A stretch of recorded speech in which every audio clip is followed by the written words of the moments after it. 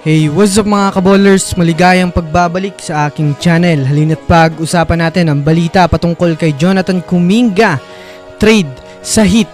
At ang balitang si Michael Porter nga daw mga kaballers ang unang aalis sa mga superstar ng Denver Nuggets. Tara na't pag-usapan natin yan dito sa Basketball Hot Shots.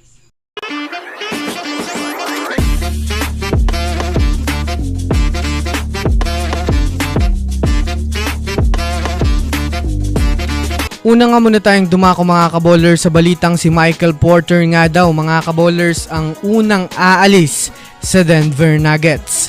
Sa hindi nga po magandang simula at kampanya ng Denver Nuggets ngayong season, bagamat man nga po mga kaballers nakakuha sila ng panalo, ay hindi na rin naman sila kagaya ng dati na kahit malakas na kupunan ay natatalo nila.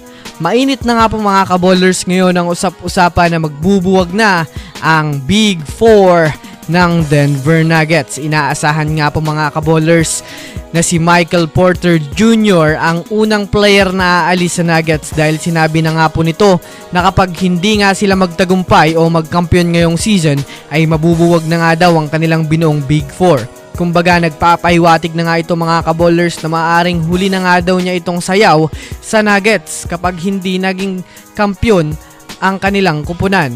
Sa katunayan nga po mga kaballers, hindi na rin naman nga po effective ang kanilang mga superstar dahil na rin naman sa basang-basa na ang kanilang rotation at halos lahat ng mga nakakalaban nila alam na nga po kung sino ang i-shutdown. Kaya talagang pag nagdire-diretso pa ang kanilang pagiging worst team sa West, maaaring umalis na sa kanila si Michael Porter Jr. Samantala, dumako naman tayo mga kaballers sa balita patungkol sa usap-usapang trade ni Jonathan Kuminga. Well, sa ngayon nga po mga kaballers ay isa na nga po si Jonathan Kuminga ngayon sa mga player ng Warriors na masasabi natin mainit na pinag-uusapang bibitawan o iti-trade ngayong season. Kahit man nga po mga kaballers maganda ang nilalaro niya ngayong season ay hindi pa rin nga makakasigurado ang mga fans ng Warriors na mananatili siya. Yes mga kaballers, mayroon nga pong problema ang Warriors kay Jonathan Kuminga patungkol sa rookie scale extension bago magsimula ang NBA season. Kaya naman marami nga po mga kaballers ang naniniwalang maaari na nga siyang i-trade ngayon para makakuha sila ng mas bigating player o superstar dahil na rin naman sa tumaas ang kanyang trade value.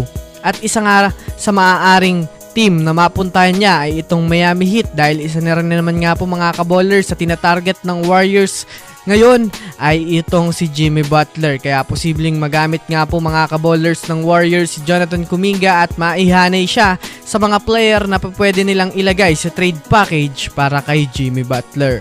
So yun lamang mga kaballers, yan lang naman ang pag-uusapan natin ngayon. Pindutin na ang subscribe and hit nyo na rin ang notification bell para sa mga susunod na updates sa mundo ng basketball. Again, this is Basketball Hot Shots. Thanks for watching.